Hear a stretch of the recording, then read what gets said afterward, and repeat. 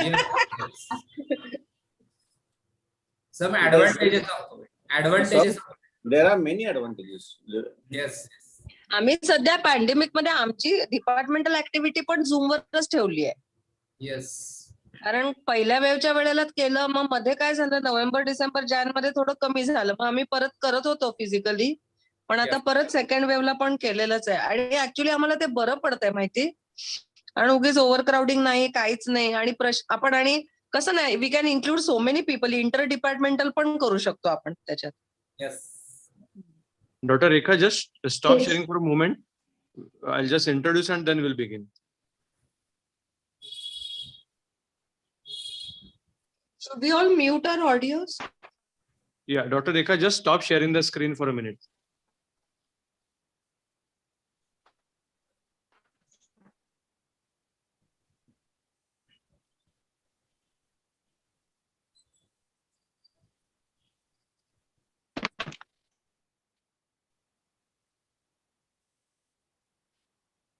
Hello, Dr. Rekha.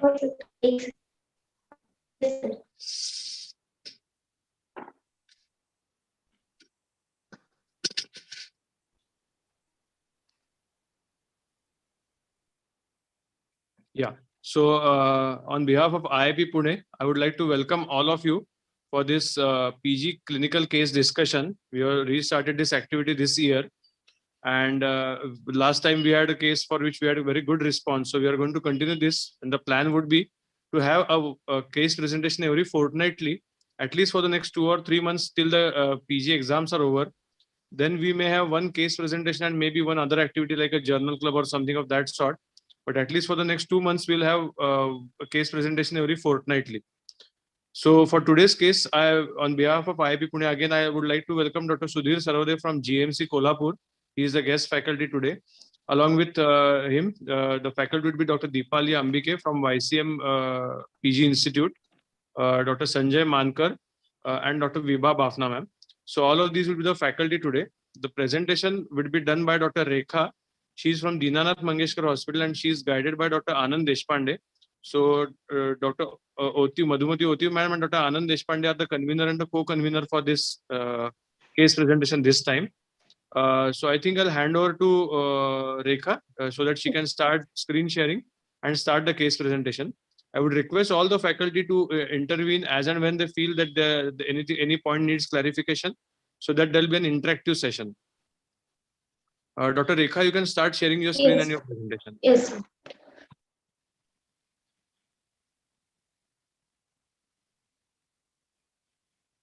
Good afternoon, everyone.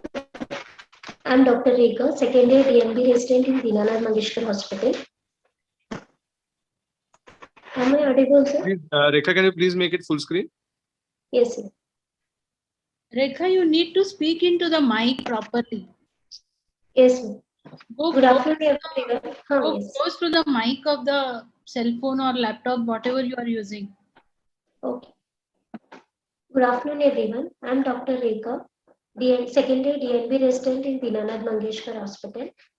I'm going to present case a Master Arnav, a 2-year 5-month-old male child, first by birth order, born of non-consanguineous marriage, resident of Gadkewadi village near Baramati, belonging to Hindu community, informant being father, it is reliable, presented with chief complaints of multiple swellings over neck, thigh and left armpit over 1 year, and abdominal distension for 3 months, fever for 7 days, rash for 6 days, and cough for 3 days.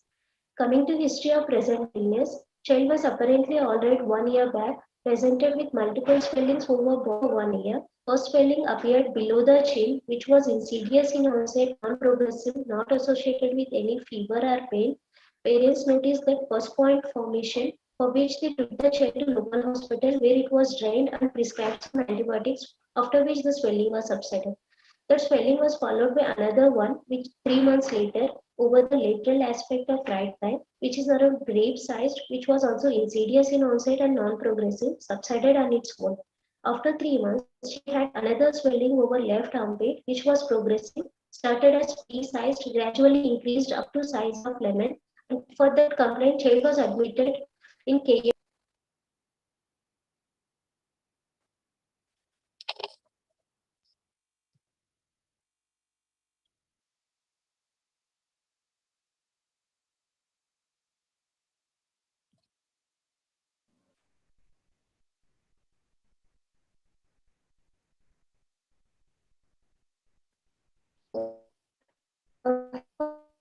that the diagnosis has some red abnormality for some treatments in 3 months. Dr. Rekha, I suggest that you stop your video and just present the screen. Yes. Sanjay Natu, there is lot of echo. We cannot hear anything. Yeah, so we asked Dr. Rekha to stop her video so that the audio becomes more clear. Yeah, because there is lot of echo. There is no words. Yes. Yeah. Thanks. Can I start from first, sir? Rekha, you need to speak loudly as Oti madam was telling, because your voice is carrying a lot of echo somehow. You have to speak into the mic a little clearly, and you can stop your video sharing. Rekha, from where you are talking? Rekha? Counseling room पे sir. PIC counseling.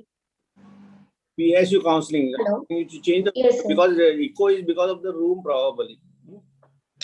If you can change the place. Okay. Are there people around you who have mobile phone on or something? No, ma'am. Hey, that room is try changing. There is echo. Okay. If you can do from the PSU itself. See, but start presenting. Is it clear now? Hello. Okay. Okay. Is it clear now? Yeah, better Okay. now. Better. Yes. Coming to history of present illness, child was apparently all right 1 year back. Was present with first spell appeared the pain which was insidious in onset, non-progressive, not associated with any fever or pain. Please notice that first No, information for which the children. Rekha, it is not clear. You have to change the place, I think. It is not clear. It's connectivity issue. Let her try her this Android connection SIM. Yes, you can change the place in a closed room. Let her travel, go to some. Yes. Frankly, everyone else is clear. Pramod was clear. Anand was clear. Sanjay Natu sir was clear. Only Rekha is not clear. It means it must be with something to do with the room that she's sitting in. Change the room, Rekha. Her internet connection probably. Yeah, internet connection maybe. Or are there two devices? Sometimes when there are two devices and there is a lot of echo.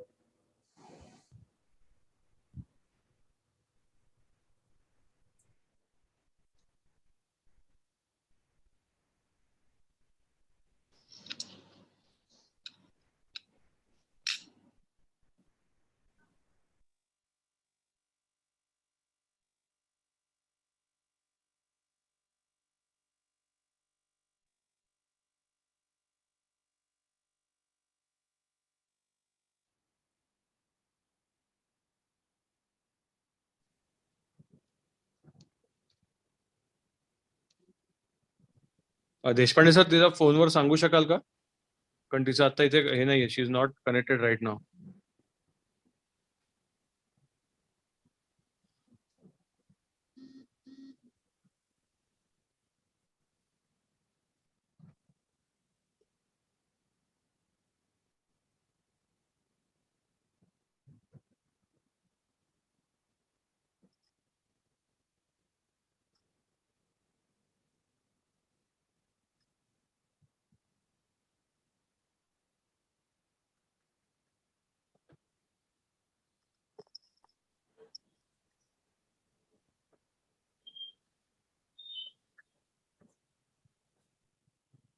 What's happening?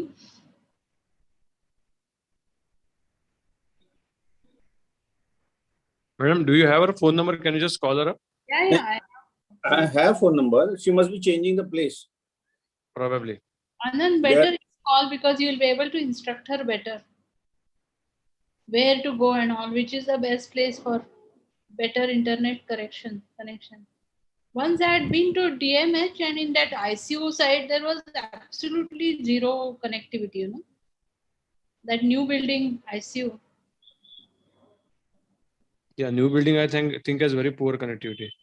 Zero connectivity. I was on 4th or 5th floor. One of my patients was admitted there. My relatives.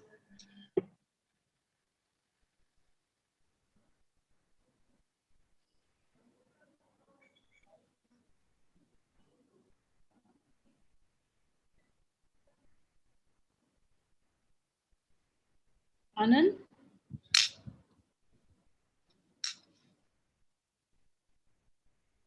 He must be calling. Yeah.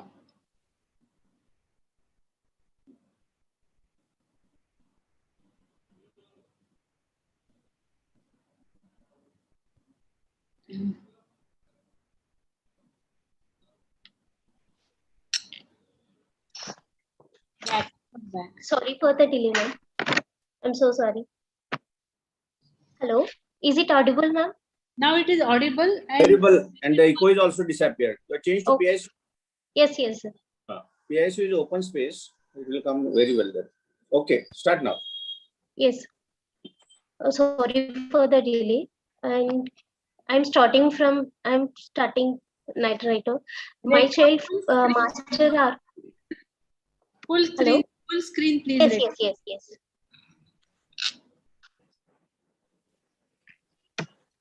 My patient, Master Arav, a 2-year, 5-month-old male child, first by birth order, born of non-consanguineous marriage, resident of Gadikawadi village near Baramati, belonging to Hindi community, informant being father, which is reliable, presented with chief complaints of multiple swellings over neck, thigh, and left armpit over 1 year, abdominal distension for 3 months, fever for 7 days, rash for 6 days, and cough for 3 days.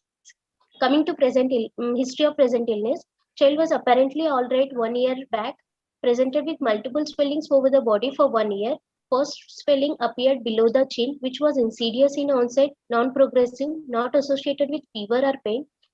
Parents noticed first point formation, for which they took the child to local hospital, where it was drained and also prescribed some antibiotics, after which the swelling was subsided. That swelling was followed by another one 3 months later over the lateral aspect of right thigh, which is around grape-sized, which was also insidious in onset and non-progressive, which was subsided on its own. After 3 months, child had another swelling over left armpit, which was progressive, started as pea-sized, gradually increased up to size of lemon. For this complaint, child was admitted in KM hospital, where further workup was done, where he underwent bone marrow examination and lymph node excision and biopsy, and was diagnosed to have some blood abnormality. For that, he is on treatment for since 3 months. Coming to next symptom, complaints of abdominal distension for 3 months, which was gradual in onset, progressive in nature, not associated with any pain. And history of fever for 7 days, which is insidious in onset, low grade, relieved by medication, not associated with any chills or rigors.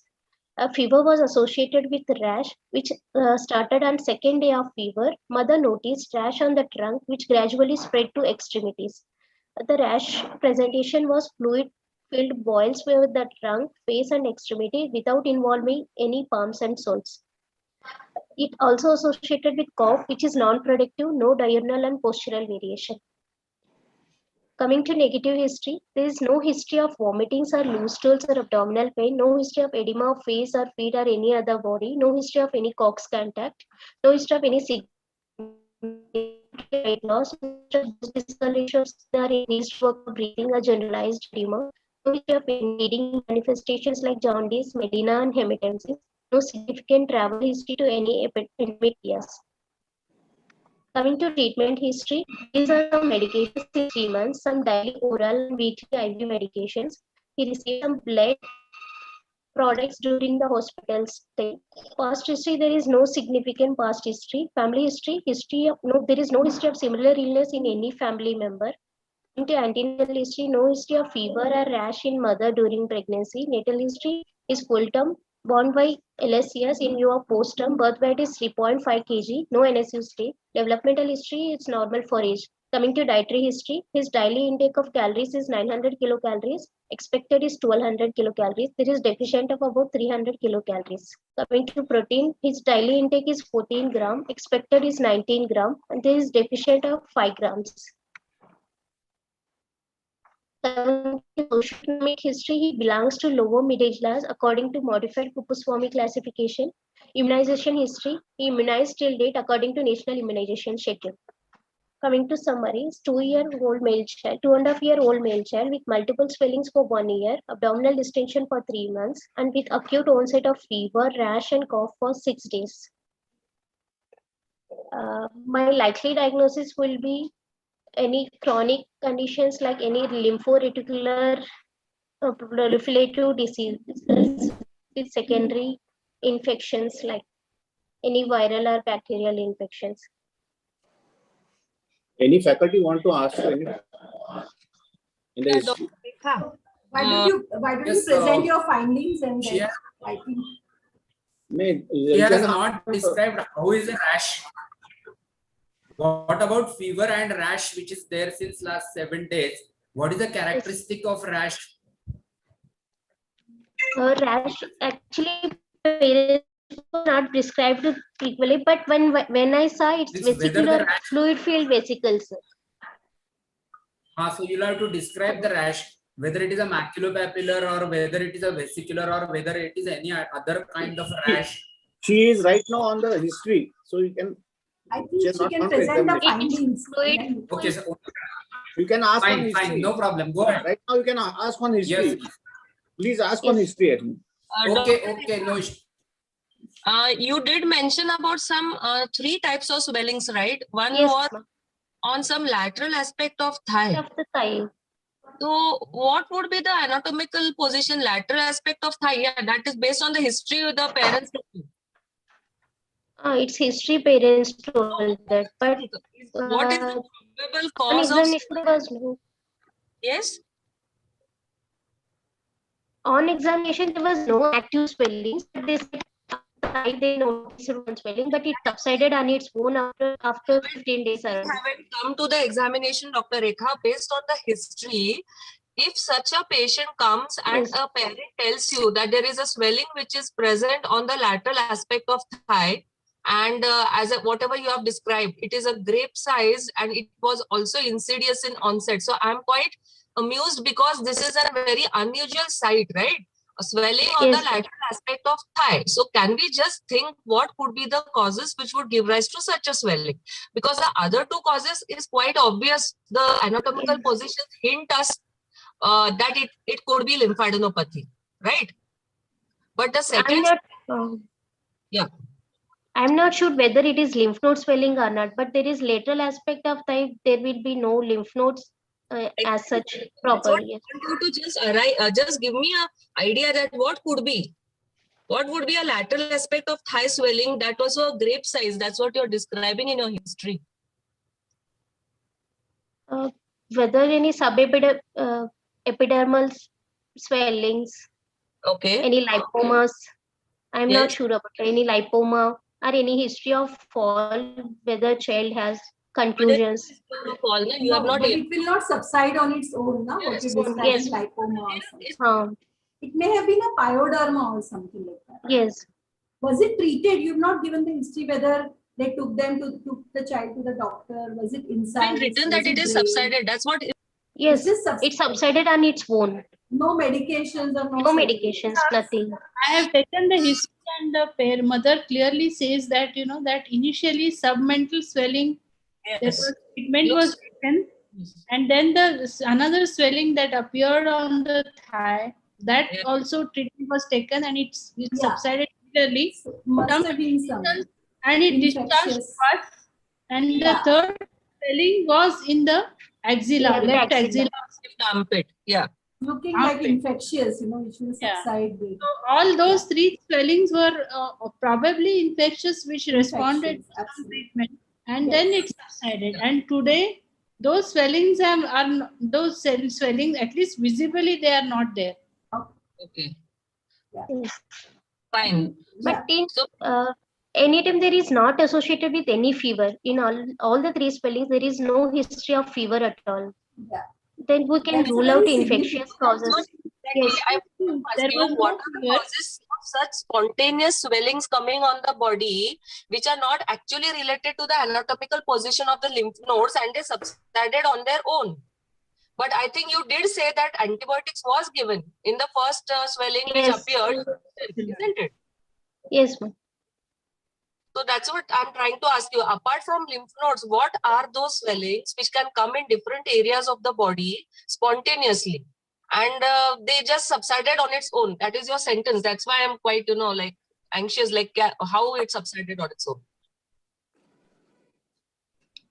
I think here the history of it having been treated is not being. Was treated. Yeah, okay, madam. It was treated. I just took So the that's history. why it's become, yeah. It was treated. Yeah, I think Fine, let's so finish all the the three examination. swellings- All the Let's three finish swellings it. subsided by antibiotic treatment. Yeah, That's right. let's Fine. go ahead with the examination. When there was the appearance of the third swelling, which was in the armpit, I think that was the one which was biopsied. Yes, That's right, huh, Rekha? yes, ma'am. Okay, fine. If anybody wants to ask, they can ask. Otherwise, my doubts are okay. Clear. Yeah. You know, I have one doubt. You haven't described that abdominal distension too well. You just, glossed over it. There was abdominal distension. You didn't mention whether it was painful, it was pain, whatever. Not it was associated with any pain, ma'am. It's not associated with pain. I mentioned it, which was gradual onset, progressive, but not associated with any pain. I think you may mention whether associated with constipation or urinary. I block took or in the negative history. This, yes, ma'am. No, that may be important. Okay, fine. Rest is okay. Granted. Rekha, Yes, sir. not in this case, but can you have multiple stress swelling in other conditions? Sorry, Dr. Anand, say again. Multiple small swelling Hmm. appearing suddenly on the body, painless. It is not applicable to this case. Just out of what can cause that? Immunodeficiency disorder, any immunodeficiency disorders, maybe chronic granulomatous, HIV. But what are the swelling? We are not asking you for the cause of the swelling, Okay. but description wise, what can they be?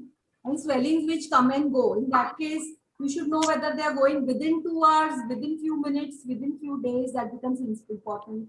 Or are they associated with itching, or what is the size and shape and color?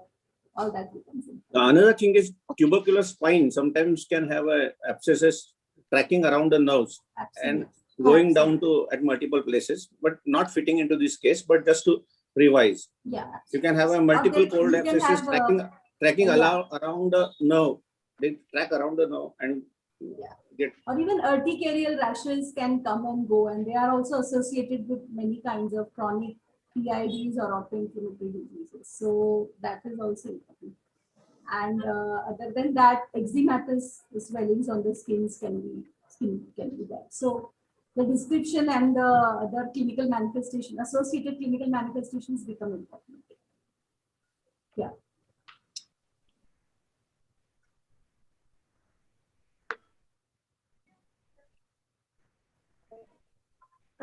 Can I proceed, ma'am? Yes, please go ahead with your general examination. Yes. Coming to general examination, child lying comfortably on bed in supine position with intracath in situ on the right hand. On examination, child is conscious, alert and active. Coming to vitals, temperature is febrile, 98 degrees Fahrenheit in right axilla, and pulse rate around 110 per minute, which is regular. Normal pulse volume, no peripheral pulses were well felt, no radioradial and no radiofemoral delay. Blood pressure of around 104 by 70 mmHg, above 58th centile, measured in supine position in the right arm. Respiratory rate 24 per minute, which is abdominothoracic.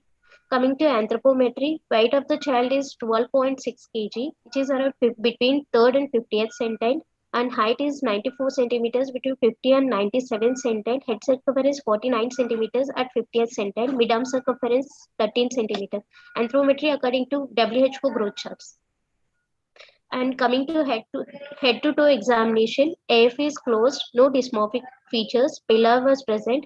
There was pleomorphic rash were present over trunk, face, and From extremities. anthropometry, what is Yes. your impression? What is your impression from anthropometry? According to anthropometry, there is no failure to thrive of the child. He is appropriate for his age, sir. There is no chronic infections according to anthropometry. If there is any chronic infection, child might have not gained that much weight. He may be less than 3rd centiles. Very good. Yeah. Okay. Yeah, you are right. That is most important observation, because whatever the disease process, that has not affected the growth. So you can get the Yes. idea of disease process from that, what the disease process is going on. Yes. Go ahead. There was, yes, pala were present. Pleomorphic rash was present over the trunk, face, and extremities. No petechia or purpura. No signs of jaundice, clubbing, cyanosis, pedal edema. No lymph node swelling at present. No neurocutaneous markers. No bone tenderness. BCG scar is present. A scar of about 2 to 3 centimeters in length present over left axillary region where he underwent lymph node biopsy, excision, and biopsy. Rekha, I think here you need to describe the rash a little better. I think pleomorphic rash is really not helping much. Yes, ma'am. Some were around maculo-papulo-vesicular type of rash. Some are around macule type, some are filled with fluid vesicular type, and some were papular. Okay. There was multiple stages of rash. I noticed that. What is the probable diagnosis if you see such a rash in multiple stages in different anatomical areas?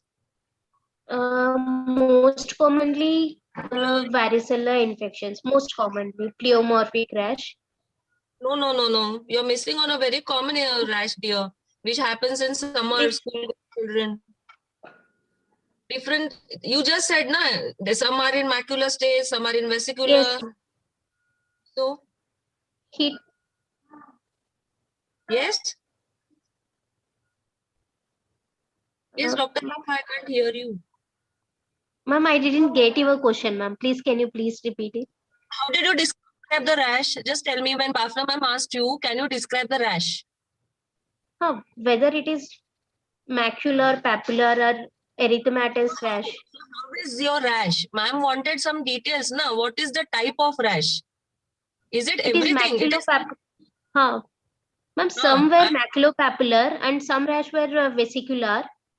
Exactly. So I'm asking you, what is the probable diagnosis if you come across such a rash which is showing you different stages? Some are macular, some are papular, some are vesicular in the same individual. Any viral infection, Which xanthomatous fever. There is only one viral which will give rise to such eruptions. Yes, ma'am. It's maybe varicella. Varicella. Maybe 100% it can be varicella only. Okay. Yes, ma'am. But so was this something like varicella presentation of the rash then? Maybe, ma'am. But Do you I'm have- not. Do you have the pictures? Yes, I have it. Can you just display them? Yeah. But it's not multiple, but it's Yeah. only. No. Yeah. They are not in crops, right? Because Yes, ma'am. varicella comes in crops. Crops. So this is hardly 1 or 2 eruption I'm seeing. So has she received vaccination? Did you ask? Yeah. Actually, he received up to 16 months. That is according to national So immunization that schedule. means he has not received But, varicella vaccine. Why do No. we ask? According to national immunization, there is no varicella. Yeah. He didn't receive varicella. This actually looks like a punched out lesion, you know, whatever figure she's showing. It looks like a punched out lesion. If you can see it more closely, isn't it? Have you done a dermatological reference for this case? Mild varicella can have fewer lesions. Yeah. Especially if it is coming near infancy, it will be mild. As it goes away from infancy, it will be severe. Yeah. Can this be pyoderma? I mean, multiple We pyoderma. are thinking in terms of varicella only, by the way. Varicella. Okay, fine. But doesn't look like classic actually. Yeah, it doesn't look like. Agreed. Dr. Mankar to comment. Dr. Yeah. Mankar. Yes, I don't feel this is like a chickenpox rash because it is not in crops, neither vesicular, not multiple stage of the rash are seen at the same time. Trunk is not more involved. I don't know about extremities. Extremities are involved, I think, but extremities are less commonly involved. The trunk and back will be more commonly involved in chickenpox. There is no classical erythema on which the rash is there. There is no central umbilication which is there. So unlikely to be a chicken pox. We'll have to think of something else since the child is running course for the longer time. He has a previous history of abscess formation. So this can be a pyoderma which is not healing. Yeah, which is not healing one with the even with the antibiotics or with the immunity. So probably the child has got a less immunity and then he has got this infection which is not healing at all with the routine thing. So that's what the impression is, but it hardly looks like a chicken pox. Yeah, it doesn't look at all. Yeah. But what she described was looking like. Yeah. Yeah. Yeah, you can proceed. Dear. Come to yes, ma'am. Coming to systemic examination, examination is normal. Abdominal examination, upper distended, Again, there is problem. We can't no hear. flanks, no mark. Rekha, not possible. Just Not a able to minute. hear. Am I audible, ma'am? Are you speaking on hands free? Are you speaking on hands free? Yes, sir. Don't speak on hands free. Speak Yes, direct. sir. Okay. No. Upper is distended. No. Over a time, no score, it means double positions. Near orifices were normal, external genitalia normal. Rekha, we can't see your screen. That rash ka photo is not removed. No, No, it's removed. there is a madam. There is problem with you Systemic because you are. exam. I am seeing the next one. Okay, okay, Yes, fine. systemic examination. Okay, fine. Repeat systemic examination. We would not hear. Rekha, repeat. This slide. Repeat the Yes. present. Dr. Rekha left. She'll probably rejoin from a better connection. We'll just hold on for a minute. Okay. I think we should have a pre-testing now. Next time, one day prior.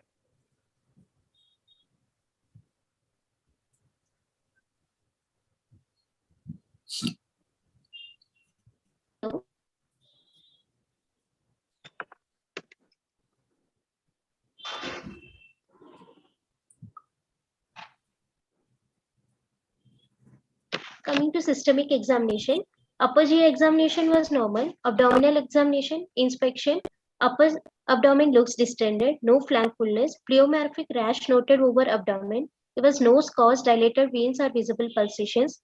Hernial orifices were normal. External genitalia normal. Coming to palpation, on palpation, parabdomen was soft, no tenderness, no gouging or rigidity. On deep palpation, liver is enlarged around 6 centimeters in the right midclavicular line below the right costal margin. And the edge of the liver is sharp with smooth surface, non-tender and firm in consistency. The swell moves with respiration. Left lobe is not palpable. The spleen is enlarged 8 centimeters from the left costal margin, non-tender, firm in consistency, smooth surface, and the notch is belt. The hernial sides were normal, testis bilateral descended, no swelling. Coming to percussion, upper border of the liver is in the fifth right intercostal space and the liver span is around 11 centimeters and the top space is dull, no shifting dullness. On auscultation, bowel sounds were heard, no breath. Per rectal examination couldn't be done as child didn't cooperate. Other systems, there was no significant abnormality detected. 1 minute, Rekha, did you Yes, palpate the nodes? Have you said anything about those areas where there were 3 swellings? Any examination? General examination? Yes, ma'am. There was no active swellings at all. Only on left axilla there was scar was present. Other than that, it's not proper swelling at all. By the time you examined the patient, these swellings had totally disappeared. Yes, ma'am. Other than that, there is any lymphadenopathy now? Cervical Yeah, lymphadenopathy, other areas? axillary? No. No swellings at all. No lymphadenopathy. No lymphadenopathy. Okay. Hepatosplenomegaly. Only hepatosplenomegaly was present. History of 3 pustules, 3 infectious Lymph cells, and yes. presently a fever and a rash. Yes. Okay. So Tell about the diagnosis? yeah, liver. summarize and give your differential. Yes. 2-year-old male child with history of lymphadenopathy since 1 year with significant splenohepatomegaly since 3 months and fever with pleomorphic centripetal rash for 6 days. My likely diagnosis will be lymphoreticular proliferative disorders with exanthematous fever.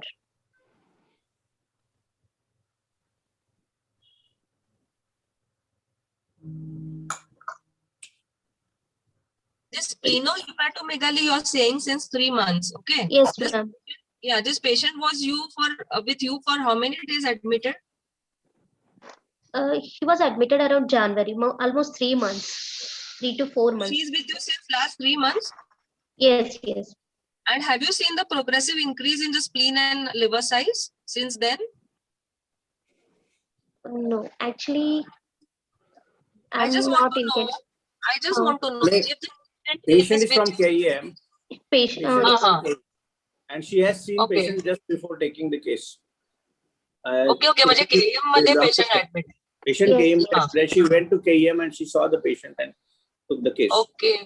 Hmm. So I So- just had a query. Last 3 months, whether the spleen and liver size are the same or they have been increasing. She is on treatment, so it is not going to be same naturally. actually, before that, there was history of, gradual progression of the abdominal distension. Maybe it's increasing. Okay, fine.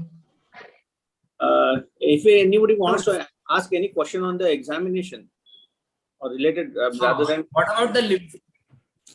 So she said Deshpande that sir, what about the lymphadenopathy?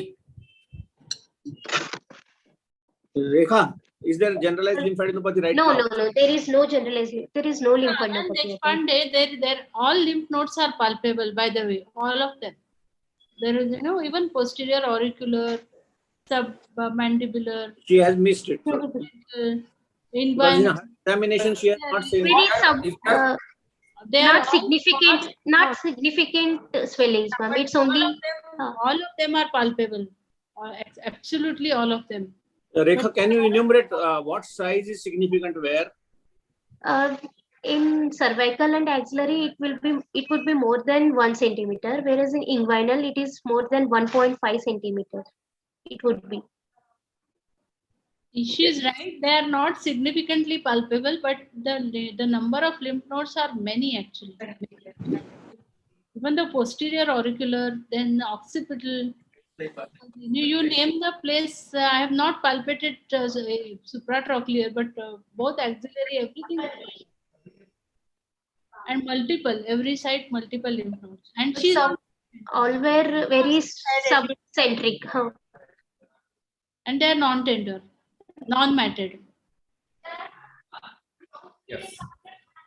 So lymph node will make a significant because she is calling it as a lymphoproliferative disorders without lymph nodes.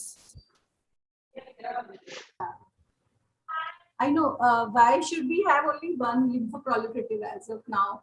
Yeah. Because, yeah. So So hepatosplenomegaly coming on chronically with multiple abscesses, we can say. So I think what is the differential diagnosis in fact after summarizing a case? after summarizing the case, I think it will be not very clear cut just to point to lymphoproliferative disorder. I think you'll have to have a differential and then go about investigating and then finally going on to it. You will have to give a differential over here. What could be the differential diagnosis of only if you consider splenohepatomegaly? Absolutely, yeah. Better. And Let us lymphoreticular, you'll have to have at least some lymphadenopathy. So Yeah. what this child has had is 3 abscesses, you can say. He's had history of 3 abscesses which have required treatment. But presently there is no lymphadenopathy. So, Yes. So at present, let us disregard the lymphadenopathy and concentrate on the DD of splenohepatomegaly. yes, so there is this hepatomegaly and madam weight record available है क्या? Hello sir. Weight record Wait. record. Sir wants to ask आधीचा weight आणि आताच्या wait मध्ये काही फरक आहे का? Rekha, Yes, Rekha. yes, ma'am. There was weight gain. Before starting treatment, he around 10 kg. After starting, he is 12.6 kg. His weight gain, significant weight gain is there. After starting It's treatment. a weight gain, but he is on treatment. He gained treatment after he gained weight after treatment. Whether steroid were given in this between, because if Yeah. steroid fluid retention and increase weight. Whether steroids were given. He will not be knowing no, because she's. Dr. Rekha, in your history, you had काहीतरी लिहिलंय तिथे की on treatment आहे. Did you find out the drug history? What treatment the patient is on? On your first slide only you had written some treatment. Yes. Yes, ma'am. Treatment history. Weekly some IV medications are going on. And on orally there was some tablet he is going on daily. Tablet. Oh, Yes. So before he was started on treatment over here, na, the first 2 episodes, did he receive antibiotics at that point? Yes. Before, I mean, He for received lymph steroids. nodes. Sir wants to know whether he received steroids at that point of time. If you've seen the prescriptions or anything. No, he only received antibiotics at the time of lymph node time. There is no steroids. So was there a weight gain because of progressive abdominal distension? Was the weight gain related to nutritional weight gain or any other organic No, cause? maybe treatment, maybe steroids. Steroids की वजह से weight gain. Yeah, but you're not sure, you said na just now. No, he started gaining weight only after starting treatment. Okay, anyway, just enumerate the causes of splenohepatomegaly.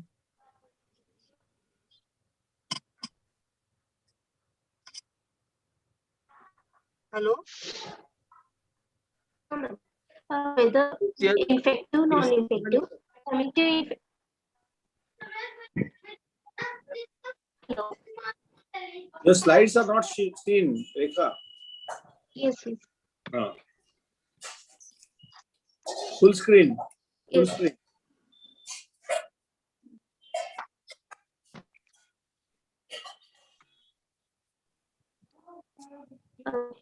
Causes, various causes could be infective, non-infective, any autoimmune conditions and storage disorders. Like coming to infective, the most common causes we normally see will be enteric fever, Make it rickettsial full fever, screen. scrap typers. Why is this not Kala Azar? Hello. Yes, but he is not in endemic area. He is not in an endemic area. Here we normally won't see colors. Fever. He not belongs to any endemic area. You know, Dr. Vindu Biradar has got a very interesting question. He's asking why this is not storage disorder. Yes. But there is no failure to thrive. Developmental delay was normal. His development was appropriate for this age. There is no dysmorphia. Do all storage disorder present with developmental delay, losing weight or something? It's not a must. Yeah, No. it is common. It's not a must. Mostly You cannot failure rule out. to thrive. Failure to thrive would be there. There is no history of vomitings or any abdominal GI symptoms were not there at all. Loose stools, any constipation or loose stools were not there. Vomiting was not there. Failure to thrive was not there. Can this be some chronic infections like CMV, EBV, something like that? Yes, can be, ma'am. But the fever history was not that significant. He They were- only got fever. Was there continuous fever? recently. No, there is not at all continuous fever. He only got fever recently, sir, 6 days back.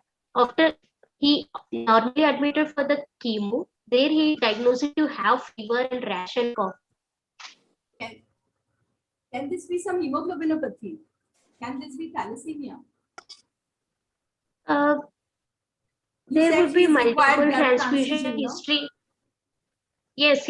Only You said after he required a blood diagnosing transfusion. No. Only Yes. okay, ma'am. He only got transfusion after diagnosing some blood abnormality.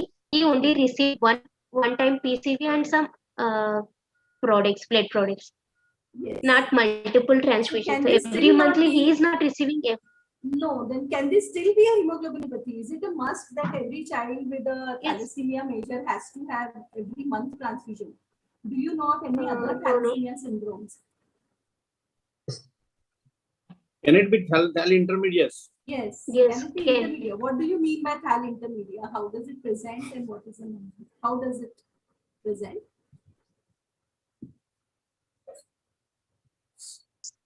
Rekha, what is it?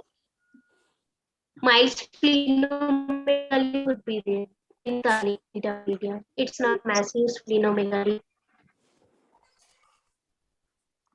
not like that. The main thing about thalassemia intermedia is that it can present at a later age and it may require blood transfusion only intermittently.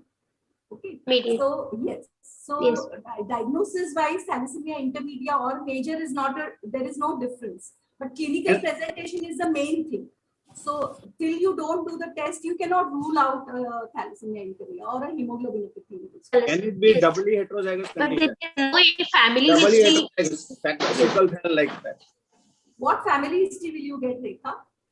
Suppose he's a thalassemia major, But what family history will you get? Yes. Whether the family had any blood transfusion history, any repeated So transfusion will the family, parents be mother or father. will the parents be affected? How is thalassemia inherited? No, it's not compulsory whether recessive. So is it possible that the parents will also be affected? Will you get a transfusion history in the parents? How is it inherited? How is thalassemia inherited? What is the inheritance? Normal thalassemia inheritance. Autosomal recessive. Sorry? Recessive. Again, Rekha. She said autosomal recessive. Okay. So can you, Autosomal recessive. yeah, that's Her correct. voice is not clear. Yeah. Nate is absolutely bad. Nate is bad. So if it is autosomal recessive, what does that mean? So what are the parents in that case? When you say autosomal recessive, what do you understand by that? So if the patient is suffering, so what are the parents? Can they also suffer? Is it possible You that the can parents? both recessive.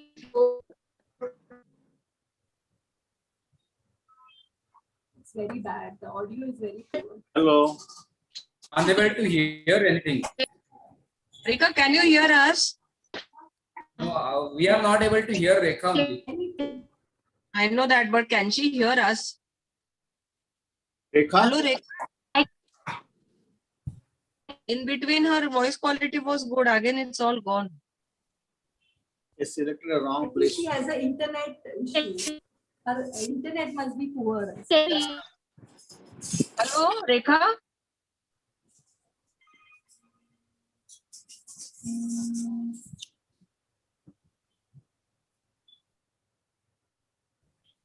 Hello, Yes, ma'am. Hello, can you hear?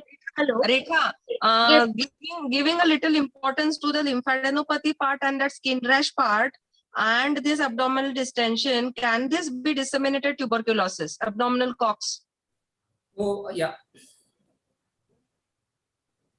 Have you tried to fit in all the three things? If we can fit, can be only fitted, I feel, in this diagnosis. Do you know what are the skin manifestations of tuberculosis?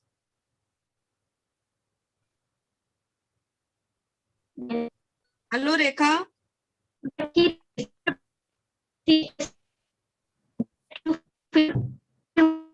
I can't hear her anything.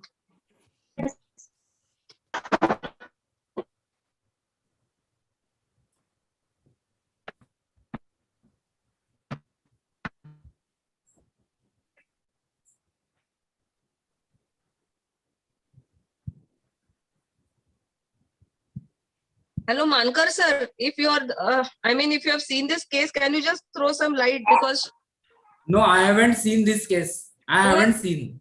okay, then I anybody think else? Dr. Anand Deshpande sir has seen. I haven't seen this child. Okay. Deshpande sir she is totally नाहीच म्हणजे काहीही कळत नाही आपलं time पण चाललाय let us have a healthy discussion among ourselves can you just take this case further for discussion Yes, means actually the differential diagnosis has to be discussed clearly. We are not just satisfied with the lymphoproliferative disorder. First, pull out all the infections which are there, like ma'am has already said, whether it is a tuberculosis or whether it is a brucella. Brucella can have a multiple generalized lymphadenopathy as well as hepatosplenomegaly.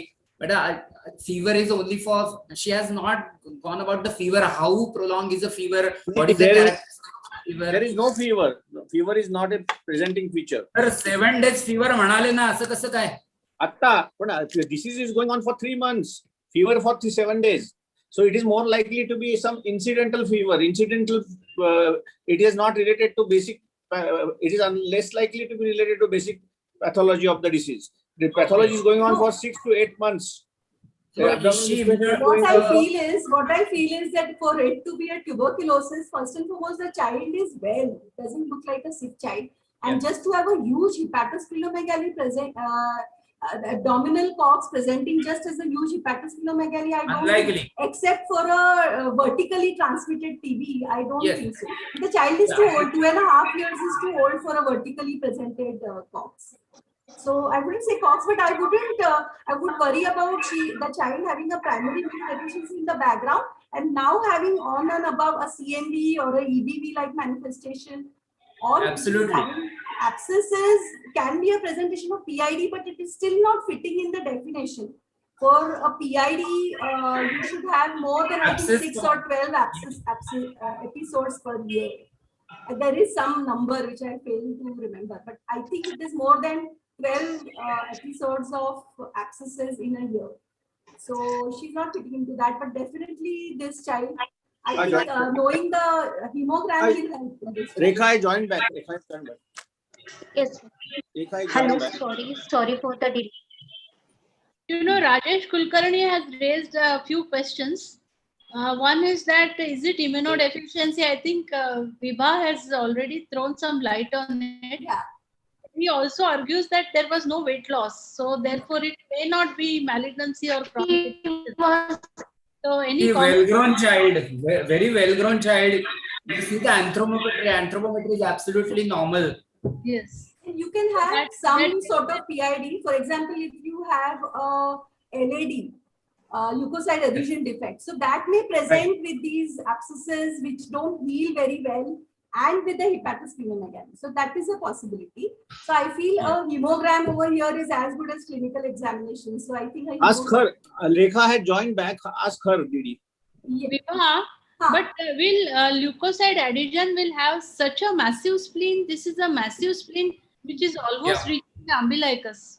And sometimes then these at 2.5 years you start having these abnormal leukocytes, they start infiltrating the organs. So it can be, I'm not saying this is my first case, but I it know, can I got be a it. possibility. Got it. Huh? Yeah. Rekha, ask her. She has joined now. Okay. Rekha? Again disconnected. Yeah. So hello. yes, Ah. Rekha, can you show us the hemogram if you have a CBC? Actually, Let her complete ma'am, I her didn't take DDs. the proper. Okay, you Let her complete her DDs. One or two Yeah. DDs are left.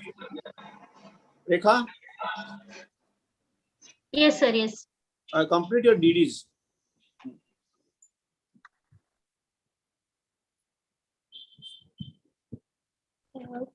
My differential diagnosis would be leukemia, lymphoma, and any chronic infections like tuberculosis, malaria.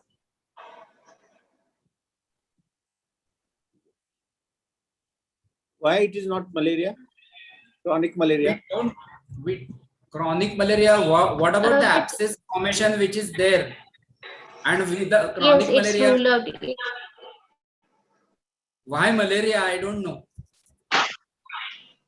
Why we are thinking of malaria? With As a abscess DD, Based and on inflammatory fever. So, Rekha, when you say your first differential to be a leukemia, so in a Yes. child, in a such a small child, 2.5-year-old child, leukemia, Yes. if you're talking of acute leukemia, so you need to be Leukemia, sure that yes. you're talking of acute leukemia or a chronic leukemia. So again, acute leukemia, Acute would be leukemia. Yes. very aggressive at this age. Actually, in any pediatric Yes. age. Bafna madam, what about pallor? What she has said about pallor? I Yes, think he there had was- pallor, sir. She had She pallor. Yes, had yes. pallor. Pallor was present. Yes. So mild or severe? she has not seen then. Yes, No? significant. Yeah. She has seen maybe after she's- transfusion. After Yeah. treatment. And leukemia going for 3 to 4 Yeah, months yeah, won't have exactly, a less platelet exactly. count and all. So if you mean acute leukemia, then it is highly unlikely because it's a very aggressive disease. So it won't go on for 3 months. And year to year history So going on which- for So almost which a are the year. chronic leukemias which can give rise to spleen? Big spleen, Rekha. If you're Chronic chronic myeloid leukemia, myelogenous leukemia is called chronic CML. CML can give massive splenomegaly. Yes, Can but it be- a 2.5-year-old child with the history dating back to 1 year. So practically speaking, at 1.5 year of age, CML is a very extremely rare diagnosis. CML is usually a Yes. adult pathology. We do see it in young adults or adolescents, but like 1.5 is stretching it too far. But is there something like CML which Can is it- not CML and comes in infants? So are you aware Can of it a be condition that are you aware of a condition which is like CML but which is not CML and which is seen in infants, in children less than 5 years? Rekha? Yes, ma'am. So as Dr. Anand JML, said, a chronic leukemia, but I'm saying not a CML. So is Yes. there something like that? Exactly mimicking a CML? JMML, ma'am. Yes. Juvenile So what is the myelomonocytic difference? leukemia. So what is the main difference between JMML and a CML? What is the difference? Age of presentation. Presentation in CML, there will be If I late age ask of you presentation. one absolute difference, I mean, which will definitely separate JMML from CML. In JML, there is significant splenomegaly. Even in CML, there is a splenomegaly. What is the main difference? The main difference is the presence or absence of something. What translocation? are you aware? Lymphadenopathy. No. Any translocation you are aware? Yes, somebody from the panel. Yeah. Philadelphia. Yeah. So if you have a Philadelphia, for you to call it any 1922. CML, you have to have a 922 or a Philadelphia translocation. So yeah, so clinical presentation exactly like a CML in infants less than 5 years of age, which is not having the translocation, is known as JML. Okay, so it's juvenile myelomonocytic leukemia. So that can be a differential over here. Yes. Why it is not congenital hepatic fibrosis? Rekha. Yes, sir. There is no jaundice. History of jaundice was not present. Do all congenital hepatic fibrosis have jaundice? But liver will be so large? And in congenital hepatic fibrosis, there will be no lymphadenopathy. But he had lymphadenopathy. There will be no lymphadenopathy in the congenital hepatic fibrosis. When will it present congenital hepatic fibrosis?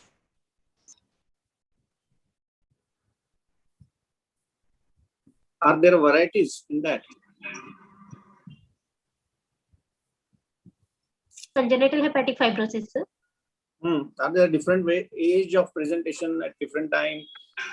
Actually, there will be adolescent we seen in bimodal age distribution, wherein adolescent are in the older age, but in commonly we don't see in the children.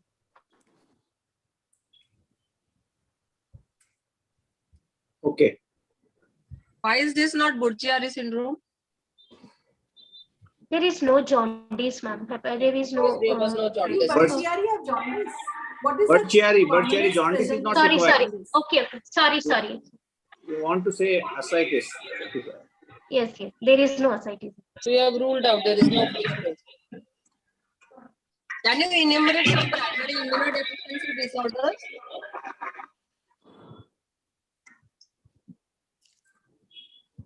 Rekha, Yes, ma'am. can this be primary immunodeficiency? Because there was multiple small those access like eruptions on the body, isn't it? Spontaneous. Yes. So can you name one or two? What are primary immunodeficiency disorder and what is the defect? Biscott-Aldrich syndrome.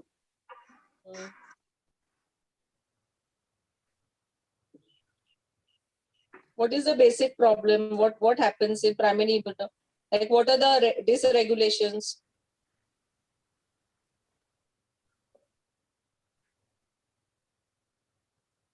You have not read? No, ma'am. Okay, please read up because that can be a very important differential diagnosis. Yes, I agree. So basically, PID you should divide as what is the defect. So you can say it can be a T cell defect, B cell, or combined defect, Yes. or yeah. So that is the way you should go ahead. So do you think Viva, any of little those louder. are likely? Sorry. Louder. So do you think any of those is likely? So PIDs basically are inherited disorders of immune system, and they are broadly classified as But- B cell defects, T cell defects, combined defects, okay, neutrophil defects. So that is a common classification. So do you think any of that is likely? Do you think this is a child with a Ma'am, T cell defect or a combined no. immune deficiency? Why? Actually, T cell defects will present at still, repeated infection. There would be repeated infections in the child, but there is no repeated infections. If it B cell affected, after 6 months, he can get repeated infection. There is no repeated infections in the child. No, He's so not I will suffering any call chronic. that multiple. You've given 3 episodes of abscesses requiring medical treatment, right? So aren't those Yes. infections? They are also infections.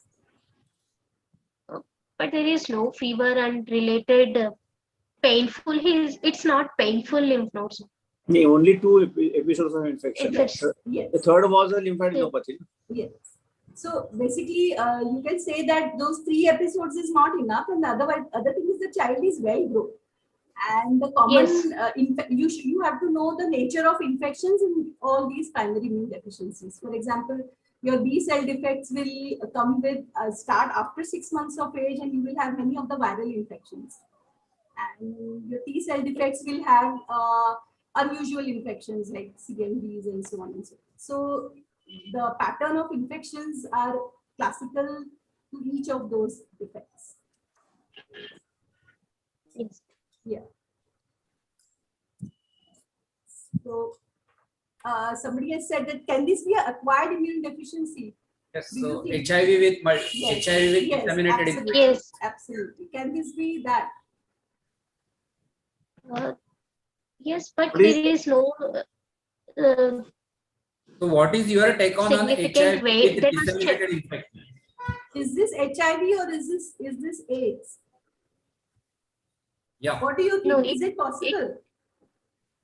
No, it can't be, ma'am. There is no fever was not significant. His weight was normal. He's normally growing child. Dr. Mankar. Yes. So that's why correct. Absolutely, anthropometry is within all normal limits. So presenting as this thing is very unlikely. Very And the unlikely. age is also less. So if this child was Yes. to have HIV, he would have got it vertically from the mother. And Yes. usually they will be just having HIV positivity. They will not manifest at this age. So it is unlikely. Yes.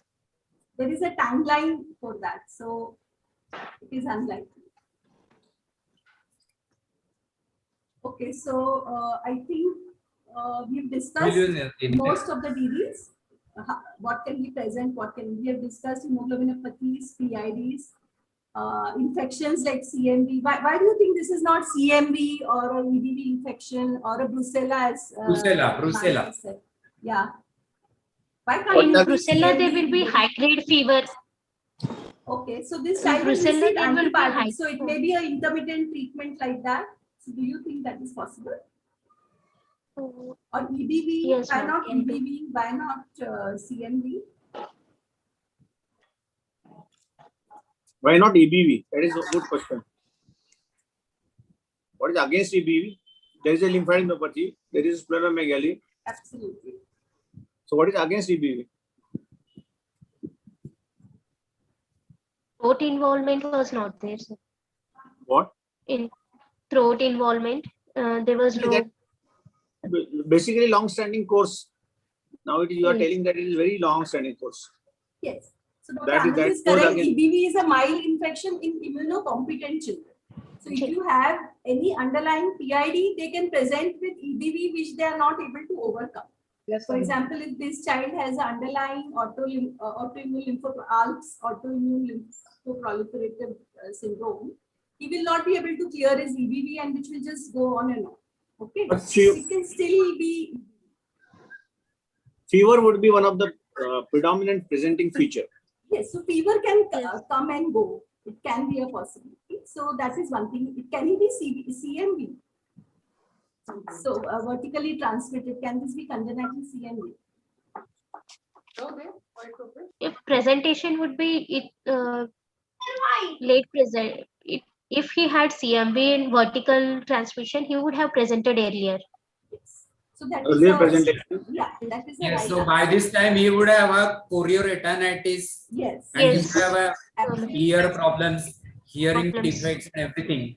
And at this stage, if it is a CMV, unlikely because it's immunocompetent individual, it is very unlikely to have a presentation of CMV. It's only the immunocompromised individual will have this kind of presentation. Yeah. Yes. So another thing is that CMV, thrombocytopenia is a big part of CMV. So Yes. you may have had petechial rashes. It is a possibility. Okay.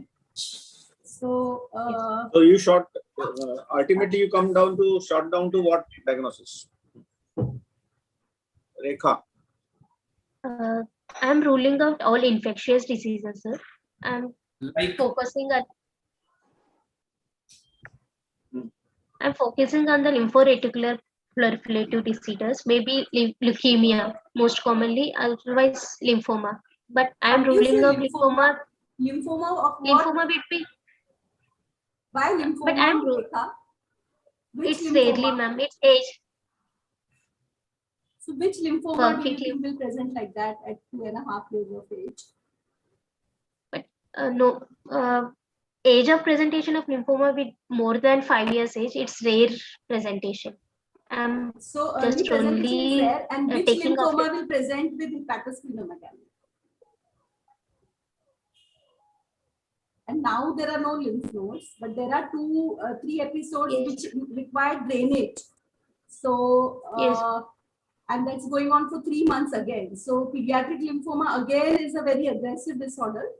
And if you go at the typical lymphoma presentation, so do you think this is Burkitt's? Do you think this is non-Hodgkin's? This is Hodgkin's? Which lymphoma will present like that? Non-Hodgkin would be non-Hodgkin lymphoma. So non-Hodgkin's is essentially Burkitt's or diffuse large B-cell lymphoma. So will they present just with the hepatosplenomegaly? How does non-Hodgkin's or Burkitt's present? But the lymph nodes were very large, ma'am. It's not They have that small disappeared. lymph nodes. So unless you have Yes. treated lymphoma, they will not disappear. And they During disappear with presentation also. medication. Yes, sir. During presentation also, there were not that massive lymph nodes. There was only very small lymph nodes. But they were drained, isn't it? Was a biopsy done? They were drained. So this is not Yes. like a lymphoma. Yes. So lymphoma, they cannot be drained. They are like, you know, the lymph nodes. Huh? They are not, Yes. there's no pus formation there. They Yes. just enlarge and the excision biopsy needs to be done. So here, if I understand, they were drained and the second episode lateral to thigh became better on its own. So which is unlikely. Okay. So this is not fitting in any of the lymphomas. So I would not mention lymphoma here at all in my differential diagnosis. absolutely. Okay. This is not No fitting in leukemia, no lymphoma. So leukemia also, I think you need to be very specific. If you're writing leukemia, you should write that probably a chronic leukemia, or you should write specifically juvenile myelomonocytic leukemia. If you just write leukemia, then that is. See, if you take all cases of leukemias, 90% of pediatric leukemias are acute leukemias. JMML also is a rare diagnosis. It is not a common diagnosis. Okay. So if you're talking of rare things, then we have to mention that specifically. So now, why is it not a myeloproliferative disorder? Okay.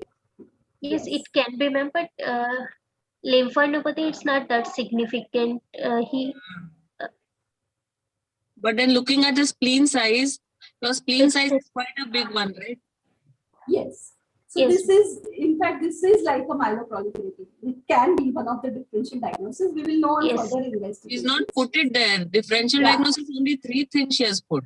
No, that's what I'm saying. That leukemia is it shouldn't be put like that. It should be put as a juvenile myelomonocytic, which is a myeloproliferative disorder, which comes under the WHO definition of myelodysplastic stroke myeloproliferative disorder.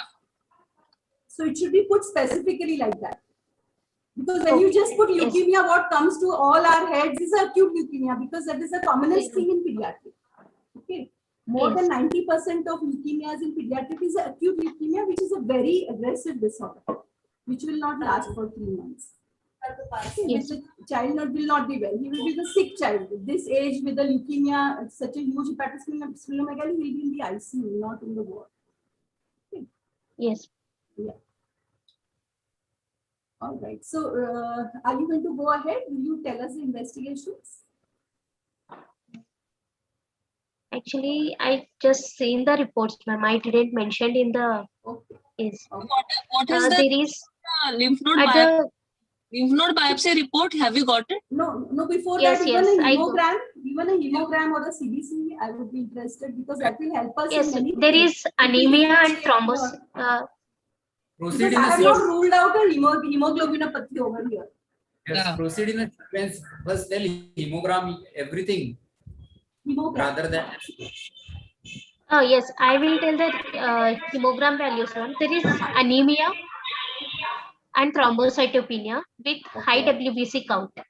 How much? WBC count was around 44,000, around Okay. 44 to 50,000, And what was the and differential? 20% count? neutrophils Yes. and lymphocytes was around 70%. Yes. Monocytes is important. Is it important to know the monocytes? Yes, yes, ma'am. Why? Why do you want to know the monocytes over here, Rekha? See, you said in your diagnosis that it could be This a JMML. JMML. So what is Yes, the yeah, you have a criteria to diagnose JMML. So can you tell us the criteria? What is the clinical criteria to diagnose JMML, and how do you confirm? and peripheral smear, there will be monocytic count more than 50%. I think.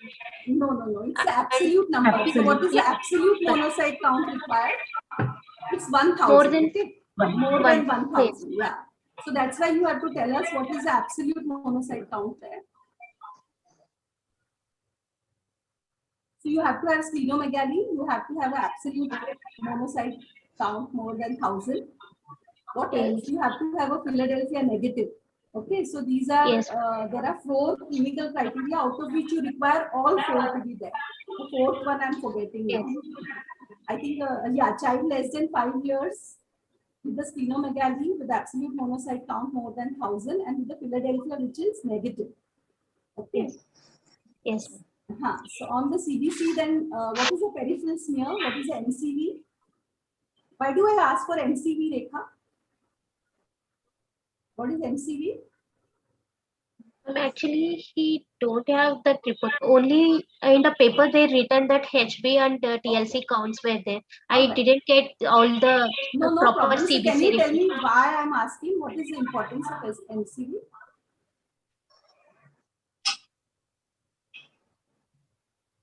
There will be hypo. What is the question? No, MCV, low why MCV. am I asking the value of MCV? What is the importance in this case? So there is anemia, right? There is a Yes, ma'am. hepatosplenomegaly, and I'm asking for the MCV. Why? Suppose this is a there is a microcytosis. Suppose the MCV is 65. What would be your differential? We've still not ruled out a hemoglobinopathy. Yes. Okay. So if you have an anemia and a hepatosplenomegaly with low MCV, what is the next investigation that you'll order? Electrophoresis. Very good. HP electrophoresis. Yeah. So what will be on the HPLC? What will you find? Sickle cell anemia, spirocytosis. Okay. Spherocytosis will not be on HPLC. Dependent sickle cell. Sorry, Yeah. sickle cell and thalassemia. Very good. And suppose you just find that HbF is more than 10. So how does that help you?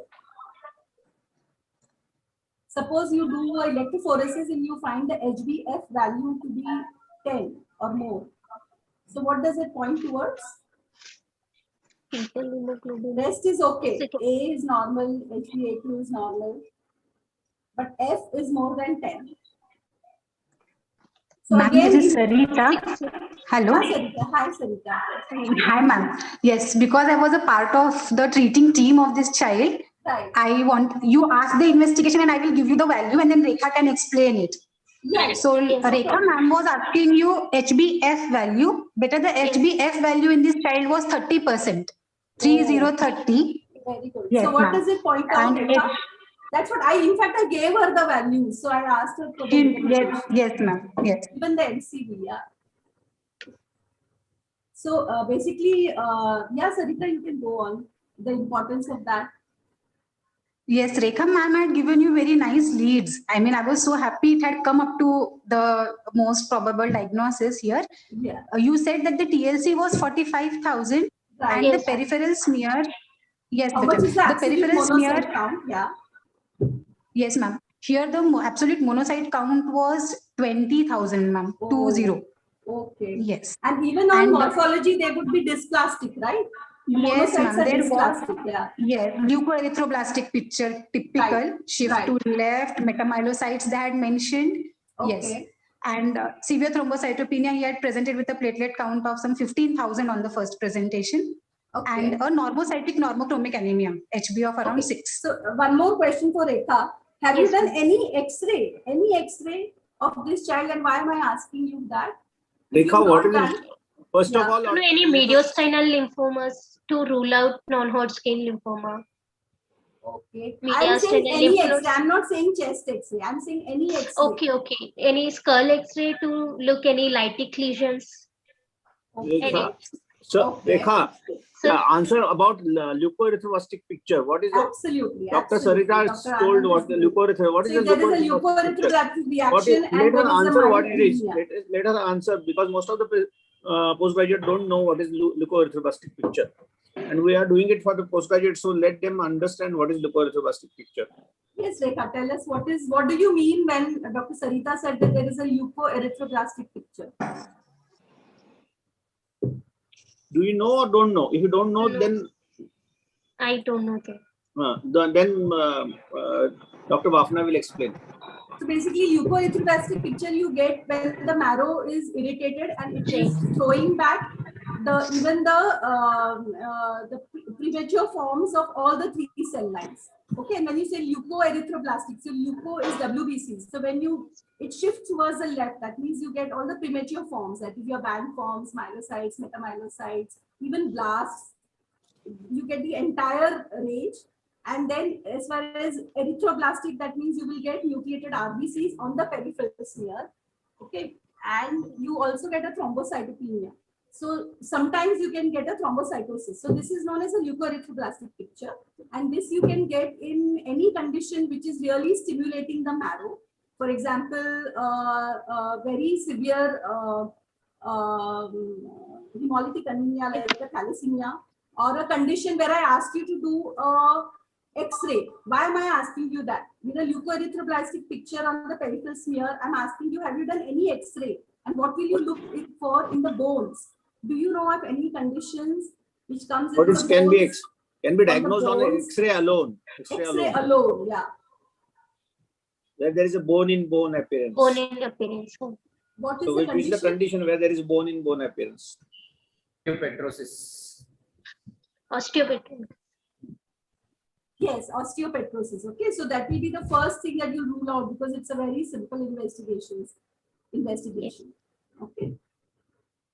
All right. So leukoerythroblastic picture will be seen in many things, in very severe infections, even like CMV, EBV, anemias.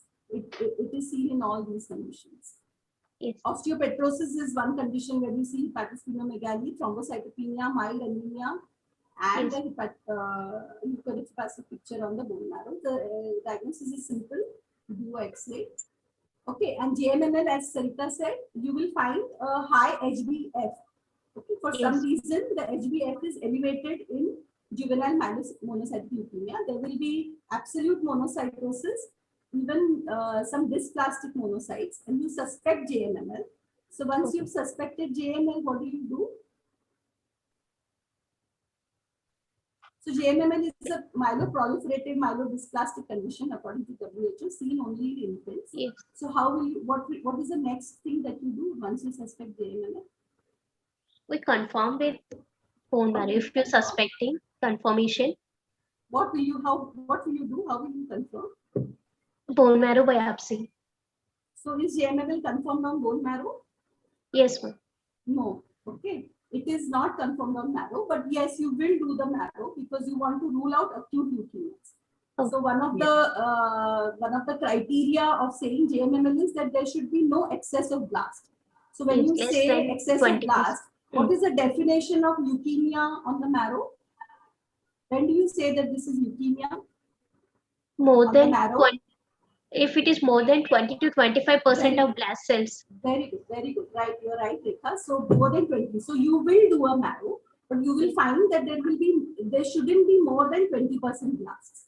Okay. So this will now fit in the picture for a JMML. And once you suspect JMML, you will confirm by doing something known as a mutation analysis. Okay? So now there are some 5 class of mutations which have been defined for JMML, and more than 90% of children will have one of those 5 class of mutations. Okay. Yes. Sarita, So you these want to tell us about the mutations and what this Okay. child has? Yes, ma'am. Yeah. So actually, now, I mean, I'm deviating from the clinical discussion that was going on. This case, just like Bifa Bafna ma'am already told, ki JMML itself is a quite rare diagnosis in even children. And ma'am, we were confounded by that first biopsy which was done at our place. It had CD1A positive and S100 positive, which pointed towards LCH. Right. Yes. He had major criteria and the minor criteria for JMML. Mutations were going to take 4 to 6 weeks to come. We had sent them to EWOG MDS in Germany because the child wasn't very affording. So yeah, we gave him 3 cycles of vincristine and prednisolone, on which surprisingly he had started holding on his platelet count. His transfusion requirements had started coming down, and after 3 weeks we have got his confirmed report. He has somatic PTP111 mutation. Germline mutations Yes, have somatic, been excluded. Okay. Germline Yes, has ma'am. been Somatic. excluded. Yes, ma'am. Germline all mutations have been excluded. So yes, that is the final diagnosis of the child presently. And now we had come with this acute fever and rash, which we were supportingly managing. And we are planning if we can arrange for a transplant for the child, and HLA matching and everything has been sent. Yes, ma'am. But the prognosis is yes, definitely a bit guarded. Yes. So I think Sarita is correct. So there are 5 mutations which have been described, and children with germline mutations like neurofibromatosis. So you can have germline neurofibromatosis, or you can have Noonan syndrome. So germline PTPN mutations is a Noonan syndrome. So these 2 conditions, they can have JMML. They are 40 times more likely to suffer with JMML. But you can have even somatic mutations. So the difference between germline mutations and somatic mutations is germline is when each and every cell of your body has it. For example, when you say Down syndrome, each and every cell of that child has a Down's picture, chromosomal anomaly. But somatic mutation means this mutation is found only in the abnormal cells. Okay. So that is when you do a bone marrow and send those cells and you do a mutation in them. So these 5 types of mutations have been described, and most of the mutations are bad except for the germline PTPN level. So that mutation, children with that mutation who go into JMML can regress spontaneously. So it is very important. I think Sarita, I think you must be checking that also. So what sample did you send for? Yeah. Because yes, he may for be having the a germline mutations, we had yes, ma'am, hair follicles and buccal swab. Yes, so you should send for that, because if he has a germline mutation, then you can sort of wait on this child. So maybe wait and watch. Yeah, Yes, he may regress spontaneously. So basically, germline PTPN mutation is same as Noonan syndrome, isn't it? Yes. Yeah. And there are the NRAS, KRAS mutations. So similarly, CBL is also there. Yeah, CBL is also one of them. CBL. So CBL is one of the better ones again. So CBL is one of the better ones. Other Yes. ones are all bad, and the definitive treatment is transplant, so an Do you- allogenic transplant. Do you have some slides on this? Have you prepared some slides on the diagnosis? Hello? Yes, sir. Rekha, Yes, yes. Do you have some slides on the diagnosis, final diagnosis, whatever they are mentioning, so that all the students get benefited from the discussion? Differential the- diagnosis. No, not differential, about Okay. JMML. JMML. Anybody has made slides on JMML? Another very interesting thing about JMML is, like, when I was a resident, we used to diagnose JMML by doing something known as a GM-CSF sensitivity. So these cells, you have control cells and you have cells from these patients, and Yes. these cells are extremely sensitive in vitro to GM-CSF, and they would multiply. They would colonize with that. So that is Yes. a test we used to do. So this test One is of the now not supportive, available. yes, ma'am. One of the No. supportive criteria still it mentions hypersensitivity to, mentions. yes, ma'am. Yes, Absolutely. supportive So, criteria, yeah. So we used to do that test, we didn't have the mutation study. So we used to do this test. So I still remember, but now it is not available. So even with the allogenic transplant, the outcomes are maybe you can say as poor or as good as 50%. The most important trouble is relapse. These children Yes, are ma'am. really prone for getting multiple relapses. Yes, So, ma'am. Yeah, that is the thing. And nowadays, there is a very good bridge therapy. This responds very well to hypomethylatic agents. So Azacitidine, azacitidine, yeah. They They were respond not, very well. yes, ma'am. They were not affording azacitidine also. Yeah, So yeah, we you are can say giving we will not decitabine be and able to weekly do. etoposide, ma'am. On You are that giving also, what? we are What giving you give? decitabine, ma'am. Decitabine. Oh, is decitabine cheaper than azacitidine? Yes, ma'am. Yes, Is ma'am. it? Oh, I did not Yeah, know that. azacitidine was going to cost him nearly 60,000 for every cycle. And this is costing him around 20,000, I mean, for one Another cycle. drug, cheap drug, which you can use is 6 MP. 6 MP also works. Yes, really ma'am. well. Yes. Yeah. We are giving him etoposide weekly and we are Oral, giving yeah. decitabine. Yes, ma'am. So Okay. he's partly responding to it. Huh. Our plan is once he settles down a bit, we will put him on 6 MP also after that. Yes, yes. Yes, So ma'am. these are all basically bridge therapies to transplant. So in an ideal situation, this child would go on for a transplant. Yes. What is the cause of present fever and rash? Some The child viral got- infection. So, which viral you think and how you are treating? I don't know. So 7 days fever is there and rash is also there. So what is the treatment of the present condition that you are doing? So we actually, when I have seen the child first time, he had a characteristic. Actually, now the lesions have healed. In fact, there is crusting, and Yes. what punch out picture we are seeing is actually modified. This, yeah, after severe crusting, there has been peeling of those crusts. So that is giving that false. I mean, that picture when I saw, I was doubting whether it is of that same child because he had presented. The crops were less in number, but yes, he had. Yeah, typical varicella rash. History of contact is also there, which Rekha did not mention. The Are you neighbor of the infection or a viral infection? It's- Is the rash like a bacterial infection or a viral infection? Maybe viral infection, sir. But fever in bacterial, if we suspect bacterial infection, the fever will be high grade fever. He had only very mild fever. It's only- Staphylococcal can be just a bullous simpatigo staphylococcal which is healing now. But what about other this thing? You said it can be a chicken pox. So are you treating with a acyclovir? Yes, sir. He was undergoing he's on acyclovir right now.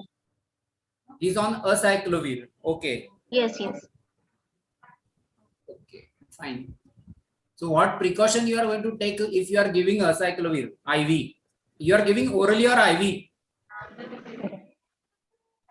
IV. IV. Yeah. So what precaution you will take if you are giving IV acyclovir? And what dose you are giving, Rekha? 20 mg per kg, sir. Correct dose. 10 milligram per kg per dose 8 hourly is the correct dose for IV. 20 is for oral. 20 is for oral. For oral, yes. 10 That is is for 6 IV. hours. Yes, correct. So it Oral. is 6 hours for oral, but for IV it is 8 hours. And you have to give it very slowly, because if you give very fast, acute renal injury can occur. So you have to give it very slowly over a period of say half an to 1 hour. Yes. Okay, but do you think it's real chicken pox? Was the child immunized with the varicella vaccine? He's not immunized, sir. Then it would have very disseminated by this time, I know. because the child is immunocompromised. Hmm. Definitely. So it should have disseminated chickenpox by this time. Yeah. Because in conditions like leukemias, the chickenpox can be a killer. So it can be really Yes, very yes, bad. definitely. Absolutely. We would have got pneumonia, meningitis, everything because of the chickenpox by this time now. And he was So, already on some chemotherapy agent when he Yes, got it, yes. na? Yeah, so Yes. that is another add-on to the thing. So Way it to can be- confirm that this is not chickenpox? Any test or anything that you can suggest? You can do a PCR. Yeah. You can do Really? the thing on the fluid, na? Collect the fluid from the vesicle and And smear also and look for the giant cell, but that's not a confirmatory. The confirmatory will be only for cellular fluid PCR or serum PCR you can do. And how long will it remain positive? PCR, if the lesions are active, it has to be positive. If the lesions are crusted, it has to come positive. If it's a vesicular fluid, it has to come positive. No, what Madam is saying, now that the lesions are all better, now for how long will it stay positive? I think it would start declining by now. No?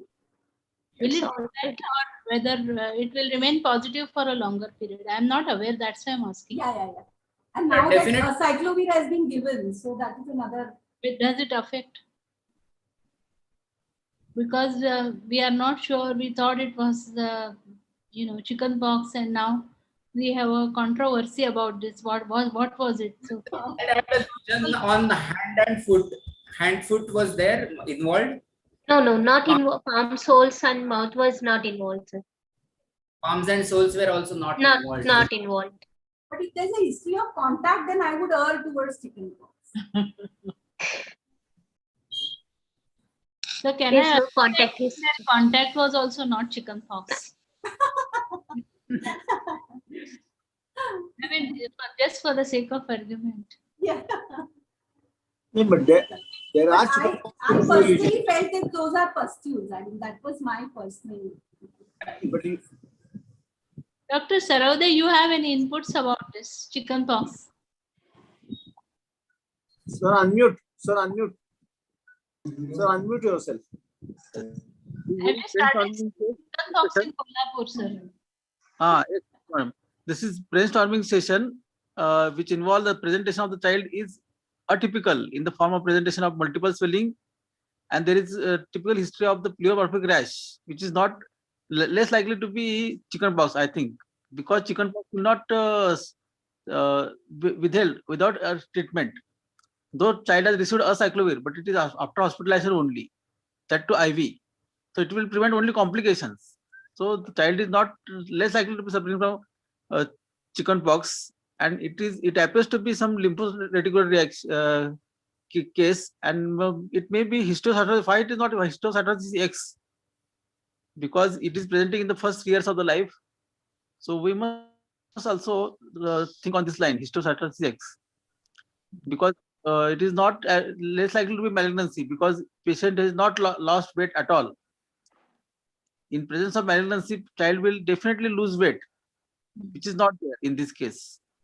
And fever is not typical of the malignancy, because low grade fever, long standing, it will be presentation of the malignancy. It is not there. So, Actually, sir, you are very, very correct. But though this is known as a leukemia, juvenile myelomonocytic leukemia, it is not really a leukemia. It's a misnomer, because this is a myeloproliferative disorder. It's a chronic kind of disorder. Yes. So it leads to abnormal myeloproliferation because of abnormal mutations in the cells, in the progenitor cells, in the myeloid progenitor cells. So in a way, you are correct, sir. That case, child are present in the first year only, first 3 months only, 6 months Yes, only. sir, this is classical, sir. Juvenile myelomonocytic leukemia presents in the first 5 years of life. And the main thing is that you have to have the Philadelphia chromosome negative. That is very important. Yes. It has these, there is a criteria to be fulfilled. So if you look at the diagnosis of JMML, it is like, it's the criteria based. Just as we have criteria for Kawasaki's or HLH, it has a criteria based. And nowadays we have these mutations which can come positive. So initially we never had this. So if they fulfill the criteria, then you diagnose it as JMML. You know, Vibha, if the certain mutation comes positive, how do I counsel the parents? Will it recur in some other child or something? No, ma'am.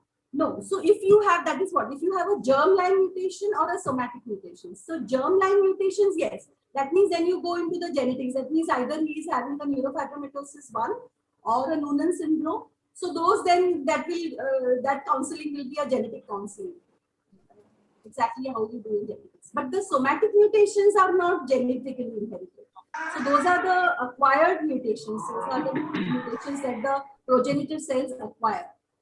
So the counseling would be exactly like that. That this child is having a bad luck. He has it, but that doesn't mean that next whatever children you have will have the same mutation. Absolutely. Change the prognosis with different somatic mutations? Yes, ma'am. Yes. If you have these KRAS, NRAS, PTP and somatic, these are bad mutations. So these children need to be transplanted. Basically, this is one of the rasopathies. So KRAS, NRAS, it is in that cellular cycle. The mutations are in that KRAS. They are just now a whole group of disorders known as rasopathies. RAS, rasopathies. So they are very notorious. You need other than transplant, we shouldn't have a bad prognosis. And even after transplanting, they recur. So sometimes they need to be transplanted twice or thrice. Interestingly, we had presented one patient. Yes, Vibha, yes, sir.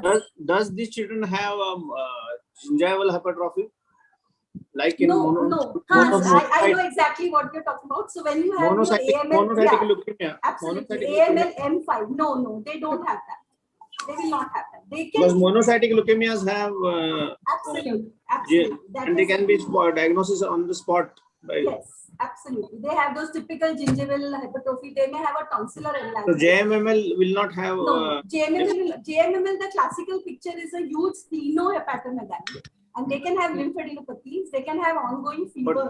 But no gingival hypertrophy. No, they will not have. That is not being classically described.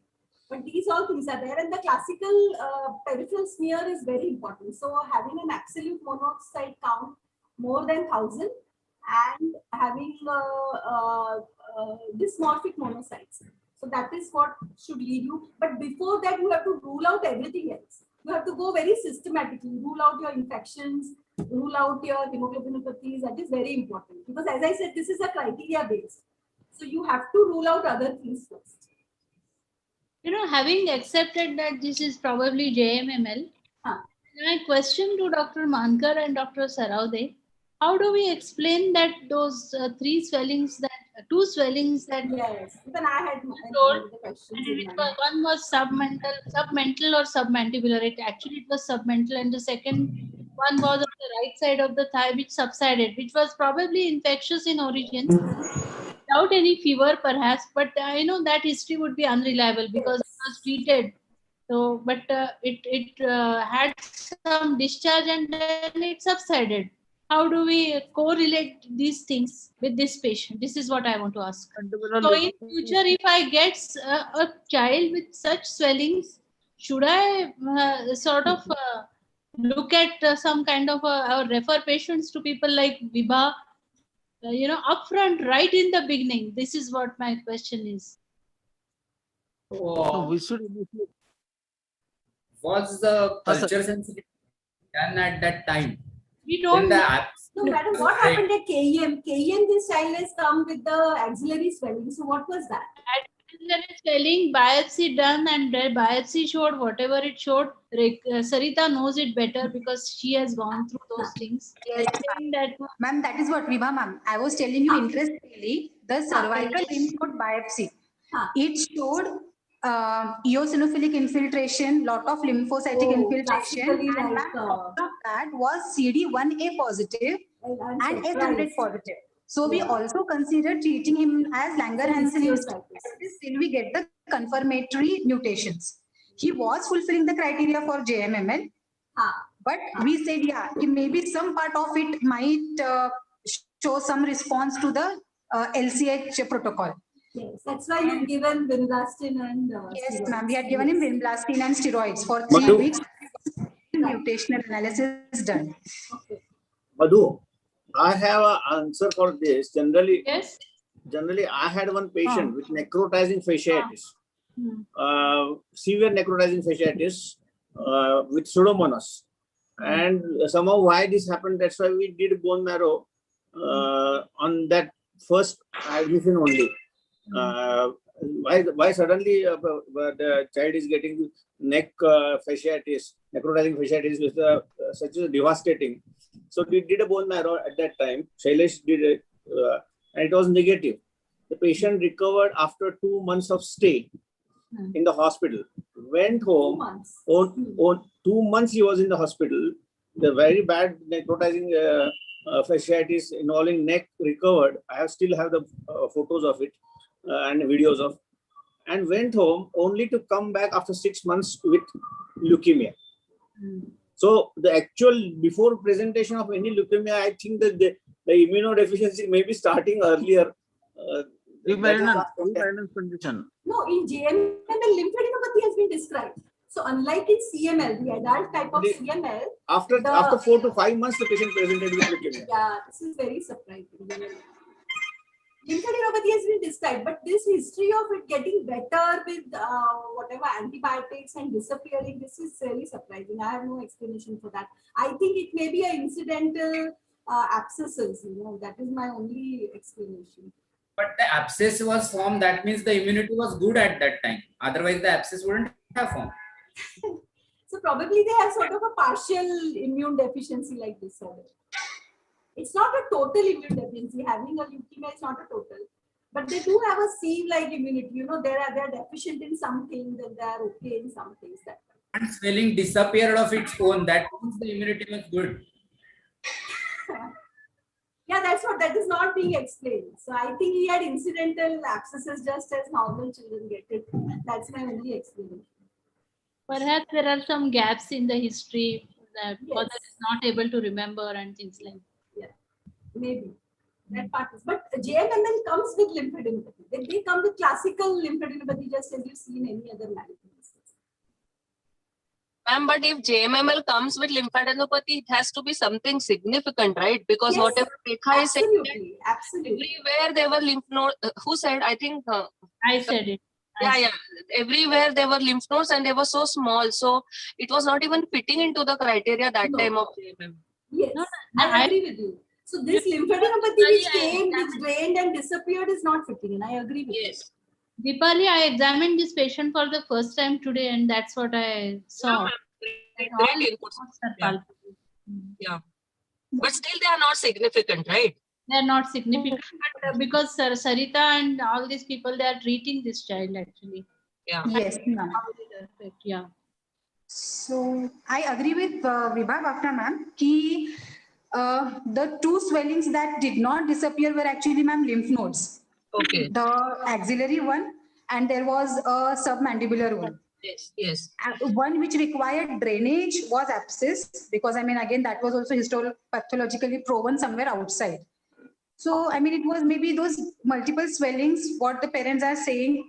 Two of them abscesses and the remaining 3-4 were lymph nodes, which then on treatment have disappeared, ma'am. That is how I think we can put it. Yeah, I think that is probably the explanation. So unfortunately, our patients don't read textbooks, so that is a big problem. Yes, ma'am. So, yes. So that is a very good kind of discussion because it is the real situation all of us face. So patients will never fit into one box. Yeah. So, like this LCH, Langerhans LCH, I'm surprised, Sarita, really. I think we will discuss that. It's very surprising. We need to check that. Yes. Yeah. But And what are the pointers against Burkitt's lymphoma in clinically, history and examination? So I think Burkitt's lymphoma, first and foremost, again, the age is not fitting in. Second thing, they will have two different kinds. There's a Burkitt lymphoma which comes with a mandibular swelling, which is a very classical Burkitt lymphoma which Dr. Dennis Burkitt described in Africa. And the other kind is where you will get abdominal swelling. So those are, and they divide, Burkitt's lymphoma is the fastest dividing malignancy known to all mankind. So you take all the cancers of adults, pediatric, women, men, it's the fastest dividing cancer with the highest MIB index. So that's why I said that Burkitt's is very, very impressive, and they are very sick children, but they do well with treatment. So this is not fitting into that. They will not come with hepatosplenomegaly. Chemosensitive. Yes, they are very chemosensitive, but the chemotherapy required is extremely aggressive. So the child is almost in the hospital for 6 months. They rarely get to go home. Has anyone seen Kala Azar anytime? I have not seen Kala Azar. Maybe, yeah. But they have a very classical bone marrow picture, madam. They have those LD bodies on the bone marrow. LD bodies, yes. On the I have bone seen marrow. 2 cases. I've seen many when I was a resident. So I have seen the LD body picture on the bone marrow. I've seen that. Yes. Yeah. So I think let us wind up. Yes. 4:20 now. 420. Yes. Sure. Rekha, Yes, sir. Saroja, you have got any comments last 2 minutes? Madam, some internet quality should improve. We may go to Google Team or Webex. Webex किंवा Google Team try करू madam आपण. बरं, चालेल. But next time Google Meet करूया, कारण थोडं Zoom मध्ये problems येतात. पण I think Rekha herself had network issues. None of us had. No, we are all extremely clear to each other. Yeah, we were all clear to each other. It was her exact, म्हणजे तिची जी खोली आहे तिने निवडलेली चुकली, नंतर okay होतं सगळं. next time we do a trial. At least the presenter. Yeah, that's a good idea. That we can do. System 1 day we before should try. presenter. Yes, 15 minutes prior. 15 minutes prior, we will have a mock drill. Okay? Yeah. Definitely. I want to thank Dr. Otil and Dr. Sanjay Nathu for having me here. It was really a very good Ma'am, it was our discussion. pleasure, ma'am, to have all the faculty here. I thank Dr. Rekha for presenting the case, and Yes. Dr. Bhafna ma'am, Saroja sir, Mankar sir, Ambike ma'am, as well as Very Deshpande good. sir and Dr. Sarita for contributing. Dr. Oti madam is always coordinating everything, so thank you to her as well. And we'll again have a case presentation after 15 days. And as was suggested, we'll definitely have a trial run from the person who's presenting the case, so that there should not be any connectivity issues next time around. Yes. And hopefully we'll have a smooth session next time. Next is Thank the you very Bharati much. Vidyapeeth on 28th of April. Yes, ma'am. Thanks, Dr. Yes. Otil. And Rekha, well done. Good learning experience. Rekha, very good attempt. It was a very challenging case. You have put up challenging very case. nice. Actually, it's Yeah. a little bit of a super specialty kind of thing, but then yes, it's good to discuss differential diagnosis. Very Absolutely. nice. And from IIP Pune branch, we will be giving certificate to the presenters as suggested by Oti madam. So Okay. they will get a Nice. certificate from IIP Yes. Pune. There should be Thanks. incentives, yes. Definitely. Thank you, sir. Wonderful initiative, Sanjay. Okay. Thank you, ma'am. Yes. Thank you. Thank you. Thank you, Okay. everyone. Mankar sir, thank you. All Thank you. panels. Thank you, Saroja sir. Thank you, ma'am. Thank you, sir. Thank you, Oti madam, for invite. Thank you. Everybody. Thanks. Okay. Chalo. Thank you. Piyush, I think we can wind up. Piyush, Yeah. are you there? We can wind up. Thank you.